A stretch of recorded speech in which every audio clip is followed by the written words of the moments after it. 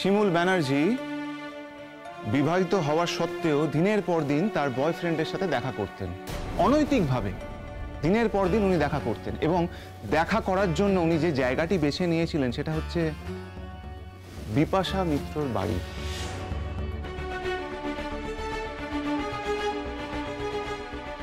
Sir, এখানেই একটা ছোট্ট প্রশ্ন আমার মাথায় ঘুরপাক খাচ্ছে যে এই বিপাশা মিত্রর কি স্বার্থ থাকতে পারে যে দিনের পর দিন সবকিছু জানা সত্ত্বেও উনি একজন বিবাহিত মহিলাকে তার বয়ফ্রেন্ডের সাথে দেখা করার জন্য ওনার বাড়িকে অ্যালাউ করতেন। স্যার, এছাড়া অনেক প্রমাণ আছে আমার কাছে। আমি সেই প্রমাণগুলো, এই ছবিগুলো আপনাকে দেখাচ্ছি। বিভিন্ন গানের কনসার্ট, বিভিন্ন প্রোগ্রামে ওনারা একসাথে যেতেন, হোটেলে যেতেন, রেস্টুরেন্টে যেতেন। এই নিন।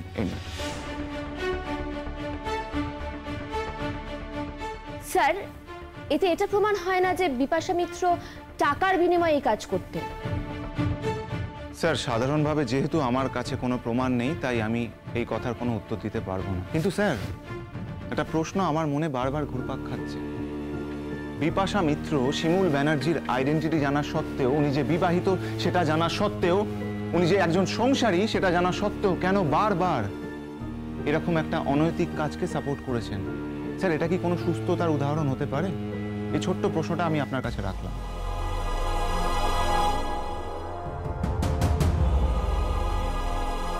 আপনার এই ব্যাপারে কিছু বলার আছে বিপাশা দেবী?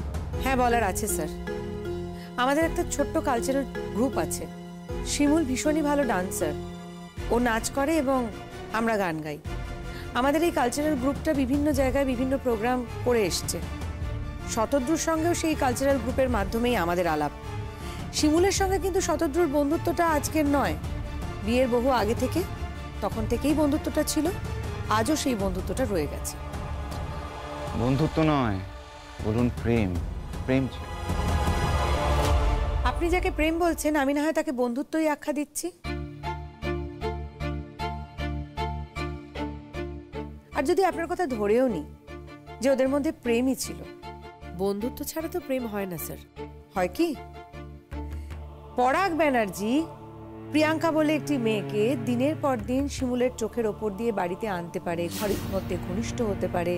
প্রিয়াঙ্কাকে বিয়ে করবে বলে শিমুলের ওপর ডিভোর্সের কন্টিনিউয়াসলি প্রেশার দিতে পারে। সেখানে কোনো অপরাধ হয় না, না?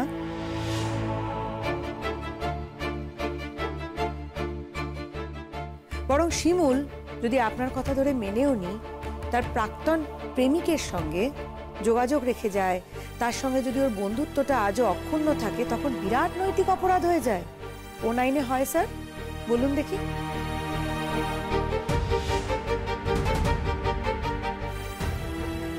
স্যার, আমি যতদূর জানি, যতটুকু শতদ্রু বলে ছেলেটিকে চিনেছি, সে আজ অবধি শিমুলের সমস্ত লড়াইয়ে শিমুলের পাশে থেকেছে।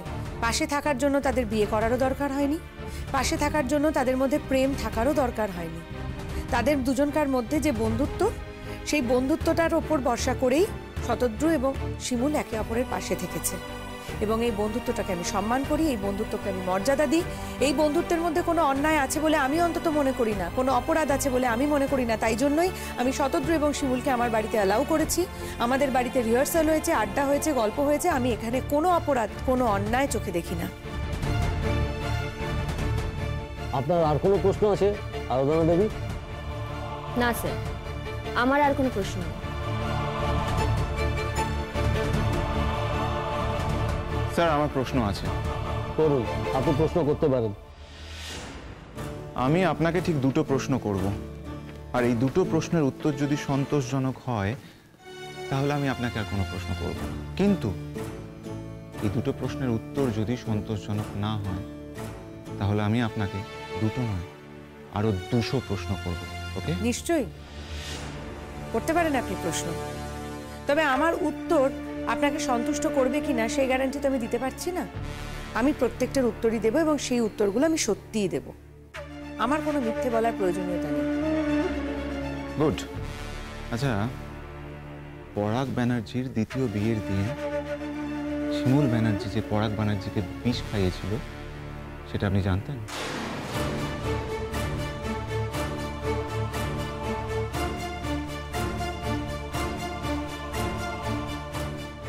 কি হলো, চুপ করে আছেন কেন? বলুন, আপনি জানতেন? বিপাশা দেবী, আপনার সম্পর্কে এরকম মিথ্যা কথা বলা হচ্ছে, আপনি চুপ করে রয়েছেন। উত্তর দিন। স্যার, আমি আমার বিপক্ষীয় বন্ধুকে রিকোয়েস্ট করব উনি যেন সাক্ষীকে বিভ্রান্ত না করেন। আমি আপনাকে প্রশ্নটা আবারও করছি। পরাগ ব্যানার্জির দ্বিতীয় বিয়ের দিন শিমুল ব্যানার্জি ওনাকে যে বিষ খাইয়েছিলেন সেটা আপনি জানতেন? না, আমার জানার কোনো প্রশ্নই উঠছে না। আর যদি ধরেই নিই যেটা আপনার স্টেটমেন্ট, তাহলে নিশ্চয়ই আপনার স্টেটমেন্টের পরে আপনার কাছে কোনো তথ্য প্রমাণ আছে, দিতে পারবেন? আচ্ছা, আমি আপনার কাছে প্রমাণ চাইবো না আপনি আমার কাছে প্রমাণ চাইবেন? কোনটা? কেন চাইতে পারি না? ছোটবেলা থেকে তো এই কথাটাই শুনে এসেছি যে সমাজে কোনো মানুষই আইনের ঊর্ধ্বে নয়। আপনি কি নিয়মের বাইরে?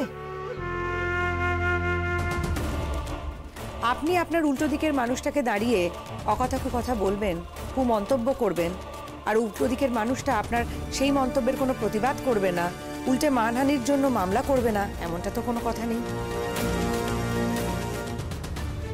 আপনি আমাকে এই ভরা আদালতে দাঁড়িয়ে, মহামান্য বিচারকের সামনে দাঁড়িয়ে অপমান করছেন, অসম্মানজনক কথা বলছেন। আমি এর প্রতিবাদ করতেই পারি এবং আমি এর প্রতিবাদ করছি, তীব্র প্রতিবাদ করছি। আর একটা কথা বলি আপনাকে, শিমুল কাউকে বিষ খাওয়ায়নি স্যার।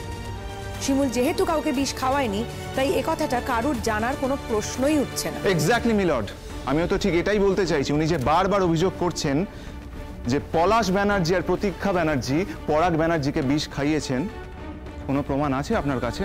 বলুন, কোনো প্রমাণ আছে? হ্যাঁ, প্রমাণ আছে, কিন্তু সেই প্রমাণটা আপনার কাছে কতটা গ্রহণযোগ্য হবে আমি জানি না, কিন্তু এই প্রমাণটাই আমার কাছে এই মুহূর্তে সব থেকে গ্রহণযোগ্য বলে আমি মনে করি। কারণ এরা তো এই বিষ খাওয়ানোর বিষয়টাতে সিদ্ধহস্ত। শিমুল ব্যানার্জিকে তো এরাই বিষ খাইয়েছিল। সার্কামস্ট্যান্সিয়াল এভিডেন্স অন্তত সে কথাই তো বলছে, মহামান্য বিচারকের কাছে সেগুলো জমাও পড়েছে। আর তা যদি না হতো না স্যার, এই পরাগ ব্যানার্জিকে শিমুলের কাছে কেঁদে কেটে ভিক্ষে চাইতে হতো না। ও তেমন মানুষ নয়। খবরদার, ভরা আদালতে দাঁড়িয়ে আপনি এভাবে মিথ্যে কথা বলতে পারেন না। কোনো প্রমাণ আছে আপনার কাছে যে উনি ক্ষমা চেয়েছিলেন? বলুন। নিশ্চয়ই প্রমাণ আছে, প্রমাণ আছে, থাকতেই হবে। হয়তো এই মুহূর্তে আমার কাছে নেই, কিন্তু কারোর না কারোর কাছে ঠিক আছে, যেটা সময় মতো আপনার হাতে নিশ্চয়ই পৌঁছবে। অনির্বাণ বাবু, আপনার আর কোনো প্রশ্ন আছে? না স্যার, তবে একটা কথা ঠিক যে উনি ডাহা মিথ্যে কথা বলছেন। আপনি আমাকে মিথ্যেবাদী বলবেন না স্যার, ভুল করছেন। আমি মিথ্যেবাদী নই। আমি যা যা বলেছি আমি সমস্তটা সত্যি কথা বলেছি। আমি যতটুকু জানি সেগুলোই বলেছি।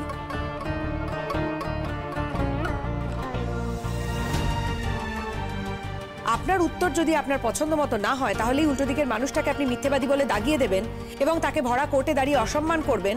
সেটা তো হতে পারে না। আর সেটা আর যাই হোক, কোনো সৎ লয়ারের পরিচয় হতে পারে না। স্যার, আমরা প্রমাণ জোগাড় করার চেষ্টা করছি, প্রমাণ জোগাড় হলেই আমি দিয়ে দেব। সে প্রমাণ আপনি কোনোদিনই জোগাড় করতে পারবেন না। চ্যালেঞ্জ করছেন নাকি? চ্যালেঞ্জ করার কিছু নেই তো। যেটা ঘটেনি সেটার প্রমাণ কোথা থেকে জোগাড় করবেন আপনি? স্যার, আমি সময় মতন প্রমাণ আপনার কাছে সাবমিট করে দেব। আজকের মতো তাহলে এই পর্যন্ত।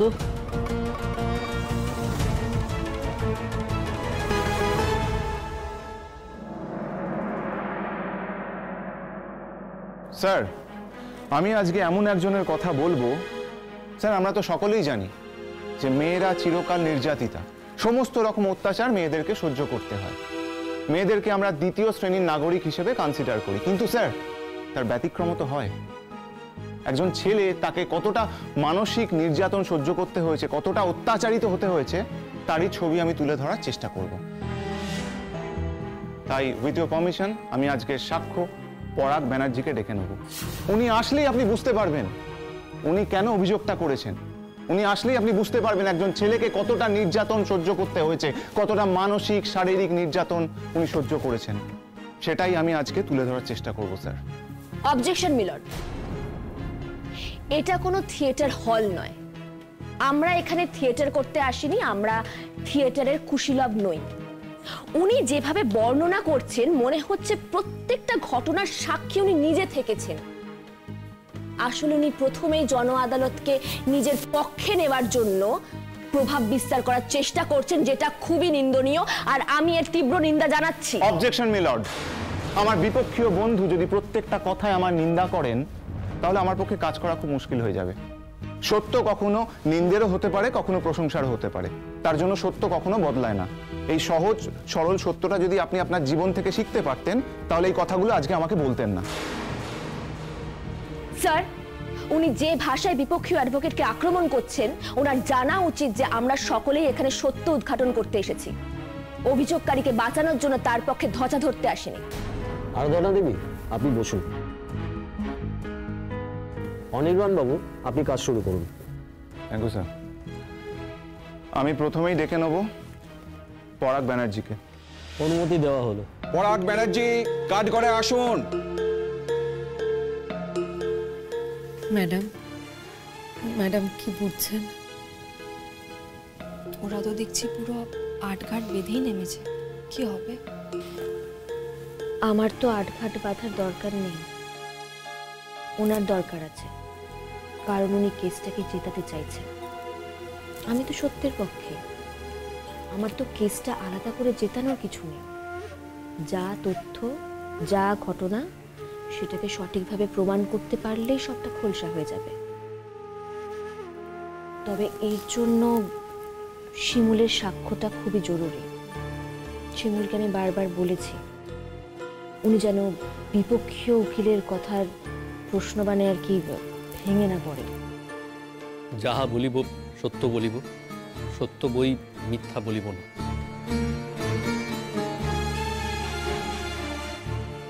लेकिन आप परागের উইটনেস নেবেন না? নেব না মানে অফকোর্স নেব।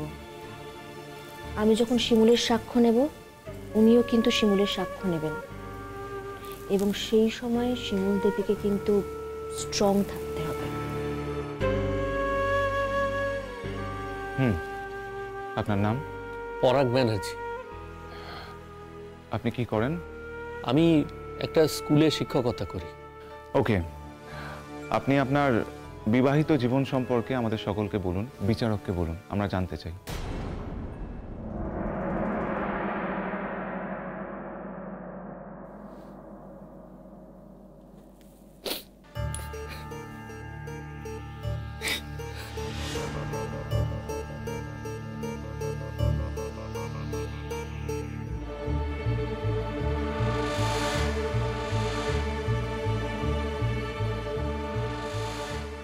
কি আপনি কাঁদছেন কেন? আপনাকে তো বলেছিলাম আমি বারবার, আপনি কাঁদবেন না, আপনি কাঁদবেন না প্লিজ। উনি আমাদের দণ্ডমুণ্ডের কর্তা। আপনার যেটা মনে হচ্ছে আপনি বলুন, আপনি কাঁদবেন না প্লিজ।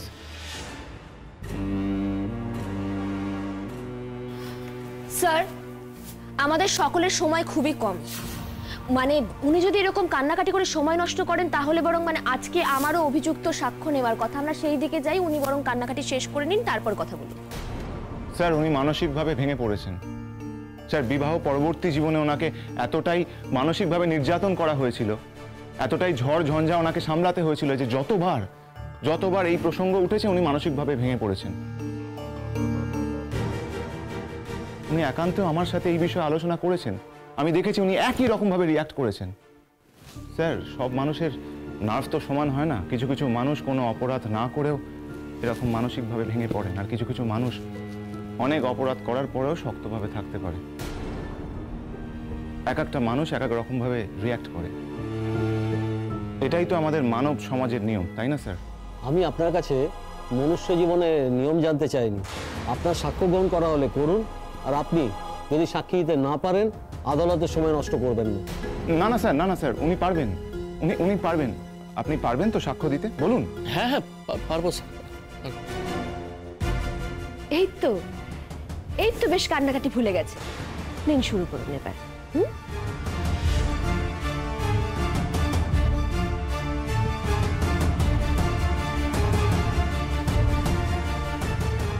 হ্যাঁ, বলুন। আপনার বিবাহ পরবর্তী জীবনের অভিজ্ঞতা আমাদের সাথে শেয়ার করুন। স্যার, আমি আর কি বলবো স্যার। আমার বিয়ের দিন থেকেই আমি জানতে পারি যে আমার স্ত্রী অন্য পুরুষের সঙ্গে তার সম্পর্ক রয়েছে। আপনি কি করে জানলেন? আপনার কাছে কোনো তথ্য আছে?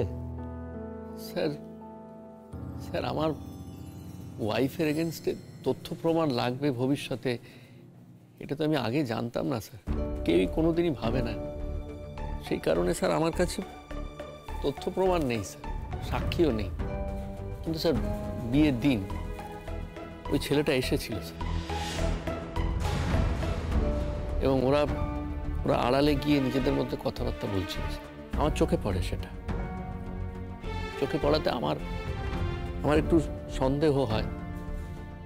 কিন্তু স্যার পরে আমি স্যার নিজেকে বোঝাই যে এটা হয়তো আমার ঠিক হচ্ছে না, আমি হয়তো আমার মন অনুদার বলে আমি এরকম ভাবছি। আমার মনে হয়েছিল যে না, এভাবে ভাবাটা হয়তো উচিত নয়। কিন্তু স্যার আমাদের বৌভাতের রাত থেকে আমার স্ত্রী আমার সঙ্গে যেভাবে কথা বলা শুরু করে এবং ওই ছেলেটির সঙ্গে ও ফোনে কথাবার্তা শুরু করেছে।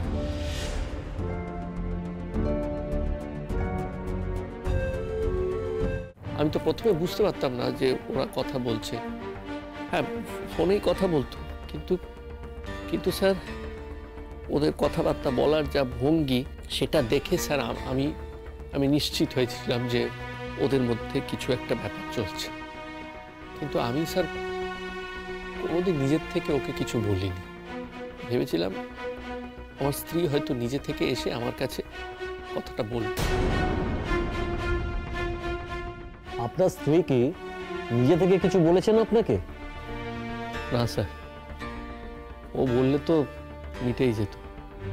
ও নিজের থেকে কিছু বলেনি স্যার।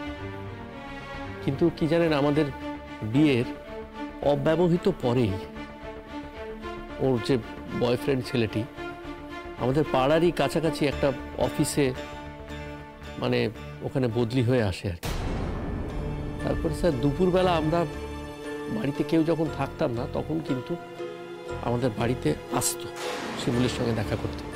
অবজেকশন মিলন, আমি বুঝলাম না, মানে আপনারা বাড়িতে থাকতেন না মানে আমরা যখন বাড়িতে থাকতাম না, এই কথাটার মানে আপনার দিদি উনি একজন স্পেশাল চাইল্ড, উনি আছেন, আপনার মা আছেন বাড়িতে, এবং ওনার মা যথেষ্ট করাধাতের একজন মহিলা। এনাদের দুজনকে অস্বীকার করে শিমুল দেবীর পক্ষে ওনার বয়ফ্রেন্ডকে বাড়িতে আনাটা কি খুব সোজা কথা? স্যার স্যার এই যে আজকে আমার স্ত্রী এখানে কাঠগড়াতে দাঁড়িয়ে আছে, ওর বিরুদ্ধে অভিযোগ হচ্ছে ও হয়তো আমাকে খুন করতে চেয়েছিল। কিন্তু স্যার আমি স্যার দায়িত্ব নিয়ে আপনাকে একটা কথা বলছি।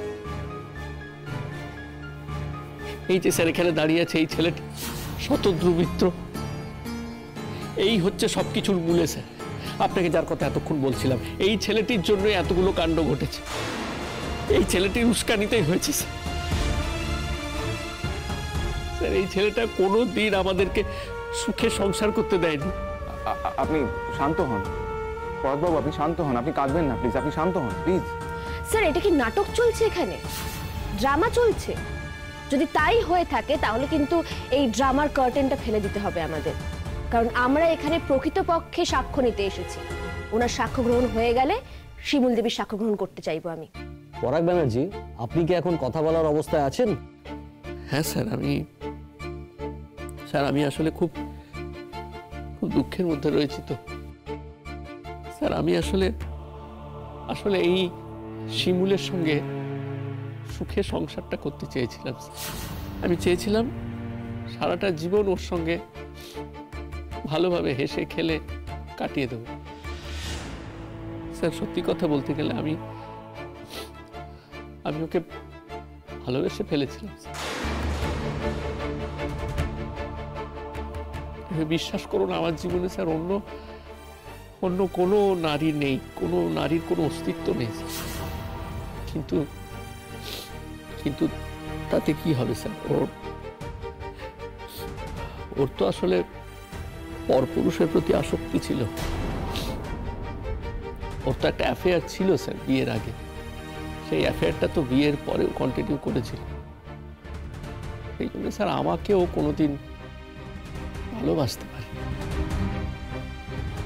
সেটাই স্বাভাবিক স্যার।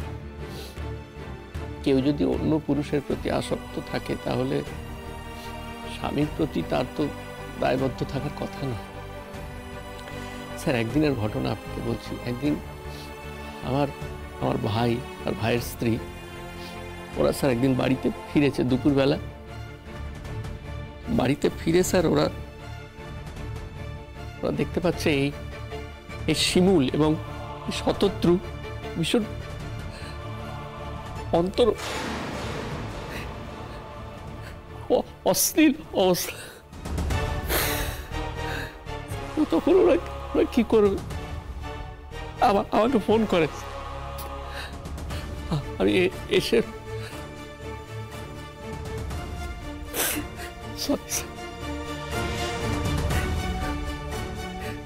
আমার তখন কিছু করার ছিল না। আমি তখন বাধ্য হয়ে বলি যে আমার কিছু করার নেই, তুমি তোমার নিজের পথ দেখে নাও। তারপরে আর কি, তারপরে আমাদের বিছানা আলাদা হয়ে গেল। আমার সঙ্গে ও তারপর থেকে আর শুতো না। তারপরে আমার এগেনস্টে অভিযোগ দিল যে আমি ওকে নাকি বিছানায় ফিজিক্যালি টর্চার করি। স্যার আপনি বলুন তো, আমার নিজের ওয়াইফকে আমি কেন টর্চার করতে যাব স্যার? আর স্যার ও যদি আমার এগেনস্টে অভিযোগটাই দিল, তাহলে এত দেরি করলো কেন স্যার? আমি তার মানে তো প্রথম রাত থেকেই ওকে টর্চার করেছি, তাহলে এত দেরি করে অভিযোগ করলো কেন? এটা আমার প্রশ্ন sir. That's the point me Lord, that's the point. উনি যদি পারভার্টি হবেন তাহলে বিয়ের পরের দিন থেকে উনি ওনার স্ত্রীর ওপর অত্যাচার করবেন, কিন্তু না, উনি সেটা করেননি। হঠাৎ করে ওনার মনে হয়েছে, যবে থেকে উনি ওনার বয়ফ্রেন্ডের সাথে ওতপ্রোতভাবে জড়িয়ে পড়লেন, যে ওনার স্বামী নাকি ওনার ওপর শারীরিক মানসিক নির্যাতন করেছেন। How funny sir! এই পুরোটাই হচ্ছে ওনার বয়ফ্রেন্ড শতদ্রু মিত্রর ব্রেন চাইল্ড, ওনারই মস্তিষ্ক প্রসূত।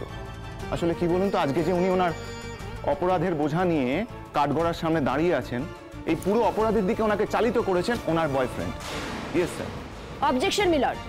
তথ্য ছাড়া, সাক্ষ্য ছাড়া, প্রমাণ ছাড়া একজন অ্যাডভোকেট হয়ে উনি কি করে বলে দিতে পারেন কে কাকে ইনস্টিগেট করছে? না, আমি বুঝতে পারছি না, বিপক্ষীয় বন্ধু কি ওকালতিটা একেবারেই ভুলে গেছেন? উনি কেসটিকে জেতানোর জন্য যে কোনো প্রকারে যা খুশি বলে আপনার কাছে প্রমাণ করতে চাইছে শিমুল দেবী অভিযুক্ত এবং পরাগ ব্যানার্জি নির্দোষ। আমি সেটা হতে দেব না স্যার, সেটা হতে পারে না।